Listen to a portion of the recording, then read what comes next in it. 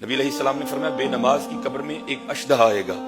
اس کا نام کیا ہوگا؟ اشجاع الاقرا، گنجا سانپ۔ نبی علیہ السلام نے فرمایا اس کی آنکھیں آگ کی ہوگی، اس کے جو ہاتھ ہیں وہ لوہے کے ہوں گے، اس کے ہاتھوں کی لمبائی کتنی ہوگی؟ حضور نبی علیہ السلام نے فرمایا ایک دن کی مسافت جتنی اس کے ہاتھوں کی لمبائی ہوگی۔ وہ بے نماز کی قبر میں آئے گا اور آ کر کہے گا انا اشجاع الاقرا، میں گنجا سانپ ہوں، اور تو نے فجر نہیں نہ پڑھی تھی تو مجھے اللہ پاک نے تیری قبر میں بھیجا ہے، اور تجھے فجر نہ پڑھنے کے جرم میں فجر سے لے کر ظہر تک ماروں گا۔ اور حضور نبی علیہ السلام نے فرمایا جب وہ بے نماز کو ایک ضرب لگائے گا اپنے لوہے کی ہاتھوں کی، بندہ زمین میں دھنس جائے گا، اور کیا ہوگا حضرت؟ وہ پھر اس کو نکالے گا اور پھر اس کو ظہر تک مارے گا، اور پھر جب ظہر کا وقت آئے گا پھر اس کو کہے گا تیری قبر میں مجھے اللہ نے بھیجا ہے، تو نے زور نہیں نہ پڑی تھی،